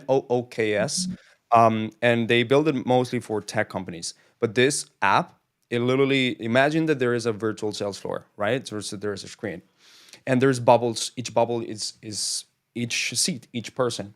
So the person is there speaking, and you go to the lobby, they all speak, you listen to each other, like just like in Zoom. But if they wanted to go to their own cubicle or their own office, they go to their own office, you don't listen to them anymore, but you can peek in and listen in. Interesting. So you can listen in, you can click on listen in, so you can listen to what they're saying, and then you want to listen out, so click listen out. And they also can do the same thing with their colleagues and their other cubicles, because they want to learn from their colleague. Okay, I'm going to listen into, so for example, we have Kieran, our closer from Canada. He's in his cubicle, and Kia, another closer from Canada, and we have our appointment setter. He's in Colombia. So Kieran can listen into Kia whenever he wants on a demo call to learn what Kia is doing, and vice versa. But also Eduardo, he can listen into Kia to learn how he does the discovery calls, and then listen out whenever he wants to. And I can listen into them at the same time, or shut down one, shut down another one. What's that? What's the cost of their So it's website? it's like Nooks, like a Nook. No, I know, but I'm on their website. It doesn't say a pricing. No, it's $60 per head right now. Omer's got to go. Yeah, Omer. Yes. Dude, has been awesome having you on here. Hope to catch you in Tampa at Family Mastermind if you're able to make it. But any last words to leave the audience with here, since you got to roll? Yeah. First off, thank you for having us on. I'm definitely excited to connect in Family Mastermind. If I'm a little hungover, please don't be mad at me. We're gonna have a crazy weekend before. But my last words is, you guys covered amazing points for our remote team members and virtual assistants.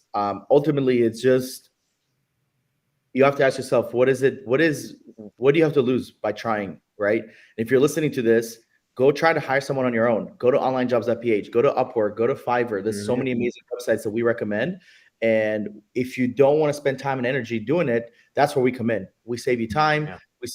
we save you the breath of like trying to really figure this all by yourself, and we're presenting you the best people on a regular basis, and we won't stop until we're done. So I'm not here to just like blatantly promote ourselves. Blatantly promote yourself, bro. Fuck my yeah. not just herself. It's not just promote Latinos in favor. My promotion is go hire people. And if you guys are hiring people from Upwork and you go to onlinejobs.ph and you go to Facebook groups and you find someone, we win. We still win. We're winning no matter what. That's the best part. Even when someone, I got a person earlier today, we got a new client today, and then another one is like, I'm going to go with another company. Not going to say who they are because we literally bashed them for like 25 minutes. But Okay. but I was like, dude, that's great. That means someone else is now getting opportunity to work with you. And if it works great, awesome. You're going to get more people. If not, you're going to come to me and work with us. We're spreading opportunities across the world. That's really it. So that's your Instagram handle? Yep, at Omir, BLOCH. So if you go out there and do what he said and go hire people and you find out like I did, it is extremely difficult and you got to put a lot of work in, go DM him at OMEERBLOCH, right? That's your name. Boom. Go find him, hire him, and Esteban, go lock and load. Yeah. Make And some money. just for this is like a soft announcement, but we will be creating a app where people will go in and then we'll find someone. But everything is gonna be in development before lunch. And if we have enough people interested, obviously we're gonna definitely do it. But if you go to applunch.remotelatinos.com, probably you'll get lifetime offers or great promotions. Applunch.remotelatinos.com so that they're able to go and find their lead manager, acquisition manager, discipline manager, things like that. Yeah. And no, we're not a boy band or an OnlyFans agency. So. I know, man. Listen, you never know, dude. It would be a cool boy band, though. It would, but then someone said Remote Latinos would be a great OnlyFans agency name, and I'm like, yeah. So we're not quite ready for that. Thanks for being on the show, bud. It was appreciated. Thanks, Amir. See you next month. Bye-bye. Can we dive into, dude? I'm excited to collaborate with you on the app launch. I think we can definitely all of us can collaborate, getting some people in there. Let's talk a little bit about the service. Papa P was curious a little bit more on the whatever we're allowed to share. Sure. What do you want to know? Pricing. What does onboarding look like? Yeah. One thing that we haven't gone into is specific hires, like what to look for, ideal. Anything that you want to wrap on as well. Let's stick with like, I think people's main things are either like sales reps. I think that's like a huge thing. Lead manager, sales reps, even TCs, like transaction coordinators. I mean, are you able, and if not, that's cool, man. Like I'm not, but are you able to say what somebody would typically pay in a certain country, even if you rough ball it for us? Like what should somebody expect to be paying for some of these, or what is it that you charge, or can we dive into some of these just rough numbers? For sure. To give people ideas? So South Americans and Central Americans and Mexicans, they are definitely more expensive than Asians, for sure. So in terms of the pricing for us to you guys, it all depends. I don't know for each case what they need because we're trying to like packages what value we can provide based on where they are in their business and where they want to be. But essentially, if you want to, depends on how many hires you want to have. It could be 2,500. Sorry, not 2,500. 1,500 to 2,500 the one time, depending if you want to get 1, 2, or 3 or whatever. And then there is also an insurance that goes for a period of time where you're gonna be covered for 70% of the person. And also there is a guarantee that I believe it's 45 days or 60 days that if it just doesn't work, then we work for free until we find you someone. Bro, that is key. Like as a guy who's been through virtual hiring agencies that are garbage, that is one thing because it doesn't always work out. And then they're going to try to charge you again. And then, you're going to feel ripped off. That warranty, that's clutch, dude. 100%. So yeah, like our offer right now is that if your person does not perform, you don't like it, or like it's just not the person, but obviously we'll dive deep. Like we'll always question the VA, the person will question the VA, and we'll question you. So we'll figure out like what's going on. But if it didn't work out, like in the first of 45, 60 days, like we'll continue working for free until we find you someone. Cool.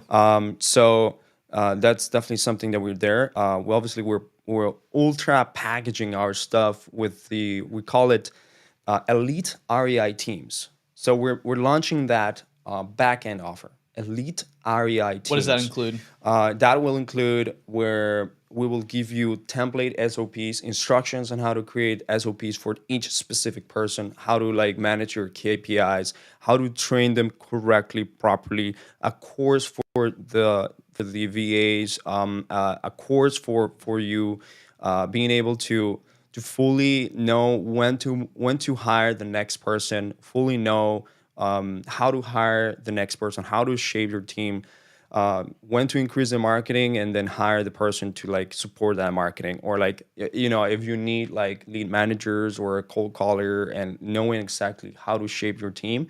So that's it's going to be like an entire package. We still haven't put it together like fully, but we're working on it. Like Ashley, So our outside of the yeah package, though, so yeah I get it. You're selling solutions. You're selling value, solutions, and education on the business itself. But yeah. what is, and I know it varies, but what is the going rate? Let me phrase it like that. What is the going rate for a lead manager, AC rep in a Latino, South American based country Yeah, to be competitive?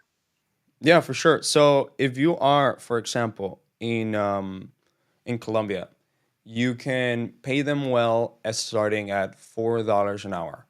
Um, and if they are university, still a university or something like that, you can do like less than $4 an hour. So you can start with like, you know, $3, 2.5, $3 an hour. There, I have one university student, two university students, and they're just working and they're doing great stuff. They're working almost full time, and they love it. They love the pay and everything. Because in Colombia, for example, and this happens in other countries like Venezuela too, Argentina, it happens in Mexico, it happens in different countries that where the dollar compared to their currency is so well valued. Like for example, when you go to Colombia, if you want to have a great trip, you can literally go with $1,000 and live like a king for like 1 to 2 weeks. Because the value of the currency there, it's gonna be 4.5x. So you Damn. basically with one like you are 4.5x richer in there when you go with dollars, with American dollars, right? So the appreciation of getting paid in American dollars is higher. Right now, the Colombians that I pay are getting paid almost doctor's money, like literally doctor's salary. Good for Yeah. them. That's Yeah, one of the metrics we Google when hiring is I look at pilots, doctors, and lawyers in those right. countries. Yeah. I go, what are and they making? he's really good. He's so loyal. Obviously, I did my digging. Like I did my full interview process and like still filtered through a lot of unqualified candidates or candidates that didn't fit my culture and skill set expectations. But I know he's gonna be there for a long time, and I give him opportunities with commission structures and bonus structures.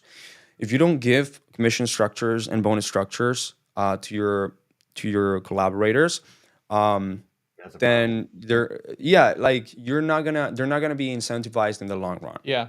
In the long run, like you Who have to pays that? like, especially. Oh, sorry, what? Who pays that? You or the person that's the client that has hired you to find that person? The client will pay it So the themselves. client pays that everything, the Yeah, bonuses, all will pay. that Yeah, stuff. for my own company, obviously, I pay. Okay, And so I that's go okay. in. Yeah, yeah. But yeah, like having tier commission structures, where like there is this tier one KPIs are met at this specific level, and these are the conditions. Okay, now it's at this percentage. Tier two, the KPIs that are met at this specific level after, let's say, you surpassed tier one or whatever, and then now you paid another percentage, and so on, right? And you can do that in a monthly basis. You can do that also in a quarterly basis, right? And getting bonuses based on how well the company is doing, directing towards revenue. And I believe almost every single one in the organization needs to think like, how can the company grow, keep doing the best revenue possible and profits possible, even if it's like like a systems or operations manager, like how can we like ultimately make the company more money and keep helping our clients better every time, and based on those metrics ultimately getting them bonuses and commissions, right? So Yeah, that's that's something that we important. created. Yeah, I like that. Well, what happens? So, okay, so we got some dollar values. We understand you provide a warranty. So, one of the things I found, and I don't know if you've run into this, in fact, you probably have, but when you're interviewing, you find these collaborators or potential collaborators that say, "Hey, listen, I was working for another wholesaler, but they promised me a bonus and they never paid me," or "Hey, they just never paid me." I when I interviewed, I found so many people that said they worked for other investors, but the bonuses that were promised never came. Well, have you run into that? And then what happens is like, how do you manage your reputation in that sense of like, let's say I'm your client and I'm promising to pay this guy X an hour and all these bonuses, and I close some deals and I don't pay this guy a bonus. They call you and complain. Do you then call me? What happens there? That's a good question. We haven't thought about that, but I think that in our expectations in the contract, it will be like, hey, if you promise your VAs, if you promise your collaborators some sort of bonus and you don't pay them, and then the collaborators come to us telling them, hey, they're not paying us, potentially we can put in contract be like, hey, if it continues for like 3 months like that, we will be willing to give the opportunity to this person to someone else, or we will call you out. Like as Oh simple as yeah, that, dude. That right? should be done. Call them Yeah, out on social media for being a non-paying Blacklist. motherfucker. Not knock on wood though. Nothing like that has happened. Is nothing what like you're that saying. has Okay, happened. good. Yeah, yeah. That's good. But I've only heard of it through hire, and I don't know of any company names. I don't know anyone specific. I just know like I've heard it. One of the things I've heard a lot though that so I've heard it in two different ways. There are some people who just don't pay, but then there's other ones. I think there's a misconception in communication because and it goes back to us thinking VAs are less than. mhm. We tell them we're going to give them a bonus based on deals or getting a contract, but we don't communicate with our team the way we would a normal employee by letting them know, here's the deal you pushed over. Like a lead manager, they push it over and the guy said, yes, I definitely want an offer. The VA thinks that's a deal. They don't understand what happens after the fact. They're expecting a bonus because the guy raised his hand, said he would sell it for 150. That's in our buy box, but they don't know that we didn't close it because we got beat out or, the guy changed his mind. So I think there's a miscommunication because we don't really allow the VAs or the collaborators, right, to see the whole process. Like if you're in the office and you see our board, you know that deal never popped up on the board, so you know you're not getting a bonus.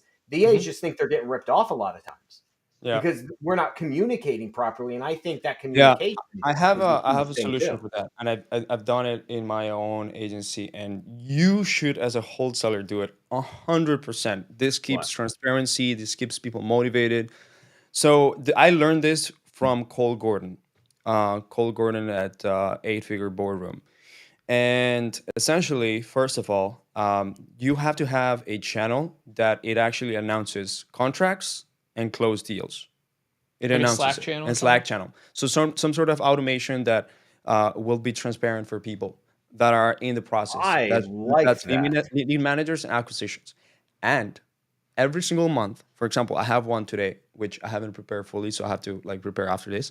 But we have a company memo, and the company memo meeting. Well, what that is it's gonna be a monthly meeting. Like when the month ends, we're gonna do like um, what we did wrong last month, what worked last month that we did right. How do we do like last month revenue wise? Like Yeah. literally show like what was the revenue like last month, how many deals were closed, how many new onboarded clients, how many you are transparent. You also show like, hey, who was the winner of the core values for the month, who what wins you are bringing, like what are the wins that we had as a company itself, what ultimately Yeah, things like that. So like you give so much transparency to every single person, and you also like name winners of, let's say, your your dispo department, your acquisition department. These are the guys that close more deals. These are the guys that close more buyer deals. These are like, for example, I don't know, Carlos brought in more buyers than ever, more new buyers, qualified buyers than ever this month, and he also and he's also the winner of the core values because he showed passion for the work. He showed that he's a go giver. Whatever the core values you got, like present that during the company memo every single month, and then after the and of course do like kind of like a rundown, like what was the lessons learned, what we're gonna do next month, how we're gonna see next month, and maybe like whether we are on pace for the quarterly goals, and then just make it it's very inspirational for them, right? It's very inspirational for them to see where the company is going to, and because usually people follow a North Star, and if they don't follow a North Star, like they're only gonna follow money, right? Like if Yeah. there's nothing for them to follow, they're only gonna follow the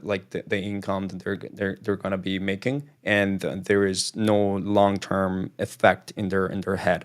So we do that company memo, and then we send the summary on an email or a Slack channel, boom, of everything that we covered. In fact, I have it today, I and love that. I haven't prepared fully, but gotta go prepare now. Well, But I was gonna say that's like Papa P we talked about before, like making the virtual office like more in home. Like we see videos of people when they close a deal in office, they're like hitting the gong or ringing a bell or something like that. So the Slack channel is like bare minimum. Hey, everybody in the company knows we closed the deal. Let's celebrate. Let's get awareness around it. People that need to do we something always once the deal's have closed there a from there. Slack notification. Boom, contracts Yeah. right in there. Like we even have a Slack notification that I'm is stealing internal. that idea, by the way, because I don't Yeah, currently do it. We mention it every morning meeting. I do not currently have a Slack channel for it. I love that idea. I Real already time. emailed myself a memo as soon as you said it. I popped up my email and sent myself a memo like, we're doing this. yeah, I bro. like that. Like for example, it's huge because your lead managers, your closers, your They cold need to callers, know. they need to know this is fuel for Yeah. Yeah. their their It's motivation to see that we're camaraderie. helping Like they homeowner. feel a That we part of it. Yes, exactly. So we do that every time. Also, for example, our clients' contracts that we can track in our system whenever client reports it, it also comes into a Slack channel. Boom, contract. And we say, hey, client success manager, go ahead, verify, check how the deal went, and celebrate with them. So boom, right away there and there, we see that there's opportunity for a case study too, Mhm. and everything. So it also helps with whatever company it is that you have. If you have done something great for your clients, so for example, wholesalers, you close a deal and you sold it to your buyer, I don't know, Carlos, and he's happy, like, and the deal is bringing like a great amount. Like just say it in the Slack channel, say it like literally, boom, Yeah. with put an emoji too, Yeah. put a meme, and people will celebrate that. I think It's huge to not celebrate, just sales stuff though. I not think just it's sales stuff.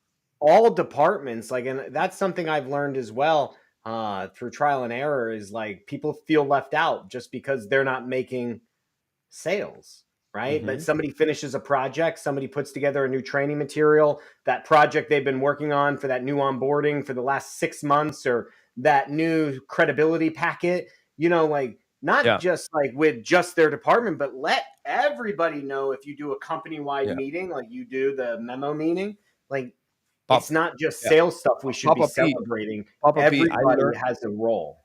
Leila Hormozi hopped on into one of the mastermind calls with Cole Gordon, and she hopped on, and like we were talking about this, and I have huge notes from Leila Hormozi.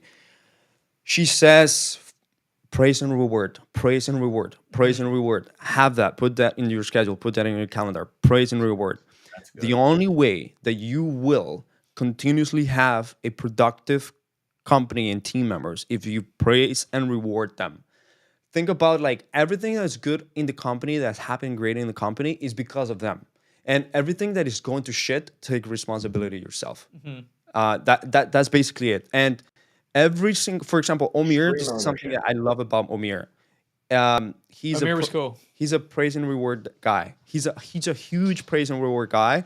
He praises everyone and rewards like so much. And like the team, like the team that we've been able to work to build within the recruitment is like so hyped up all the time. And we're doing that also internally in Hesel Media, but we're now so hyped up and so grateful all the time, because we have a company-wide weekly wins meeting.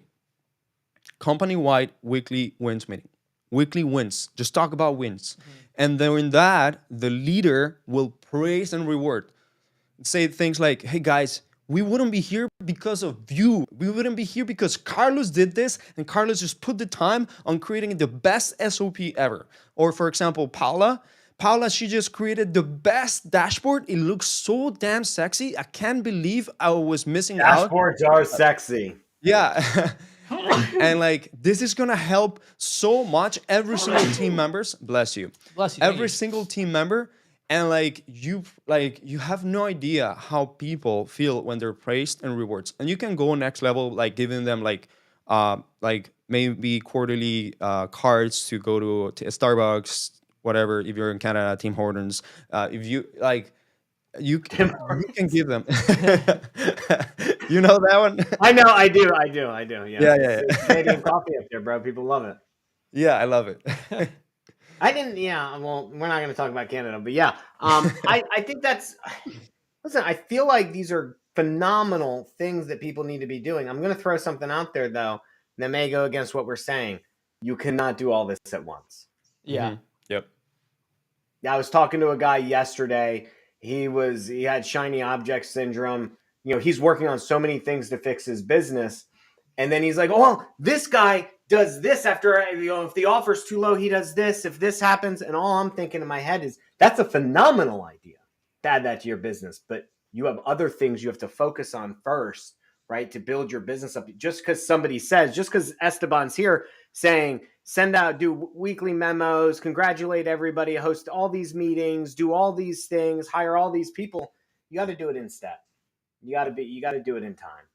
Yeah. Everything's going to come as your business grows, but you got to do it the right way. What'd you say in the beginning? Treat it like a business from the start. If this is what you're going to be doing for the next 5 years or so. And even if wholesaling itself isn't what you're doing, let's just break it down and say deal sourcing, because you may grow from a wholesaler to where I'm at, where I'm just trying to keep stuff now, right? Mm-hmm. I just want to keep properties. And if you want to do that, you still need that wholesaling. So if you see yourself doing that, build it as a business from the go. If you're here for get rich quick, well, you probably shouldn't be on this fucking podcast, because I already hate you.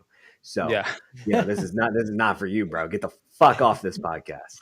But for all of you other guys on here, the real fucking deals, yeah, do it right. Build your processes, hire the right people, and if you don't want to hire, go remote Latinos, bro. Listen, I probably would have used you if I knew you existed. I might have used you instead of doing it myself. Omir asked me what it is that makes me different, why I do it. And I would say, I'm a glutton for punishment. I have to figure stuff out myself, and I have thick skin. Like I have, thick skin. I won't break. I'll deal with the mistakes, and I'll learn, and I'll survive. And if you're not capable of doing that in this business, you'll go broke or you'll go out of business, because it takes a while Esteban, it takes a while to learn all these things. If not, just go to remote Latinos. Hire those people if you're not like that. It's just, he's not like the other guys. From what I'm gathering is he's got a package to put together to make sure you're successful. He's not charging hourly rates on top of the people. It's a no-brainer. Yeah, no, I'm the same way. And like when we were talking about it earlier, I was thinking like I do not get energy from hire. Also, it's just like I'm not good at that, and I need like this business or whatever business you're in can be challenging enough by itself. Yeah. Like, I don't want to be recruiting, taking interviews away from whatever is going to be like my revenue generating activity, That could be a huge mistake, yeah. This was phenomenal. I feel like there's going to be, note to the editors in the background, there's a lot of gems to be cut out of this podcast. 100%. 100%. We lost the. I have no idea where the. I think it's something connected with the iPad. We 100% lost the Google Chrome. So hopefully, I'm able to stop this stream. If not, I may just. If not, I'll go live all fucking day. Who's ready to watch Brandon work? I'm about to get on the phones right now. If you want to go live with me, baby, let's do it. Let's get rejected. I got told to eat a bag of dicks yesterday by somebody. Yeah, I was highly offended. Let me see. Let's do it. You want me to hop on, make some sales calls, Carlos? You've always been asking me to. Oh, new window. Dude, I would love that. Yeah, I don't know. Yeah, Papa P, we're on my laptop. We officially lost the stream. It's still going on. Is it a Mac or a PC? Mac. No fucking wonder. Goddamn Macs. Honestly, I don't even know why you guys are still using them. Steve Jobs died years ago. He did. Dude, that's so funny. My best friend's dad says that all the time. He just goes, Steve Jobs is dead. Like, anytime there's Steve Jobs anything... is dead. Stop using a fucking Apple. Mac. I have no idea where that would have Well, went. anyway, I think it's safe to say for all those that don't want to stick around and go live for a Truman Show type thing here, it is safe to log out. Thank you for sticking around for episode 48 with all of us. This was unique. We were inside of a live podcast studio down in Miami instead of all virtual. Oreo. Oh, we got a dog in there? Yeah. It's all good. But yeah, no, this was a lot of fun. Hopefully we can do some more podcasts in person. That was awesome. Gonna try to get Papa P in person. Definitely a different beast. But try hitting the restream window. I'll see if I can turn this off here. If you guys need to know more about Remote Latinos, go check their album out on Spotify. Yeah, the boy band. The boy band. I'm just gonna say it. Without John, the tech side of this is a shit show. Oh, John, if you're watching dude, this right now, John, we need really, you.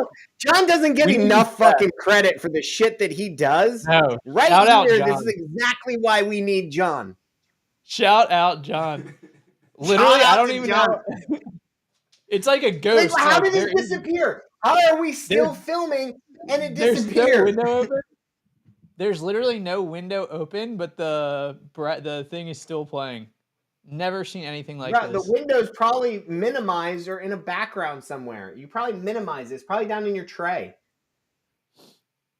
Let's see. Check there. Right here. Preview. There. No, not that This is awesome. This is. God, John's watching this right now, shaking his What head. if we just quit? No, because you need to like end it in order for it to. Yeah. Hey, what if you just shut the whole fucking computer off? Go there. I think you put expand, right? Or no, not expand. Minimize. Okay, the show is ended, but like technical difficulties are here now. So Yeah. thank you. I mean, the show's still going. Okay, I'm still live on my end. Post edited, right? Yeah.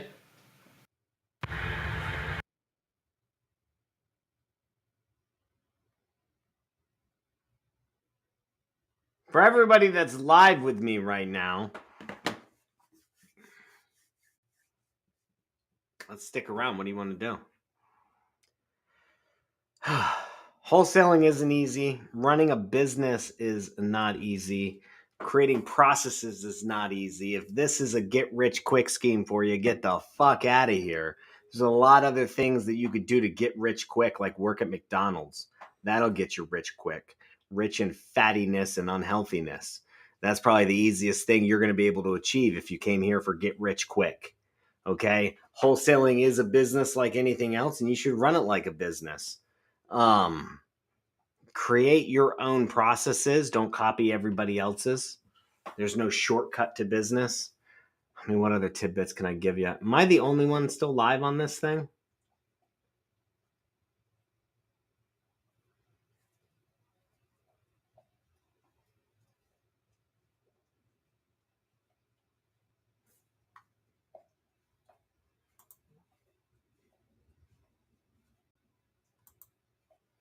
Ba, ba, ba, ba, ba.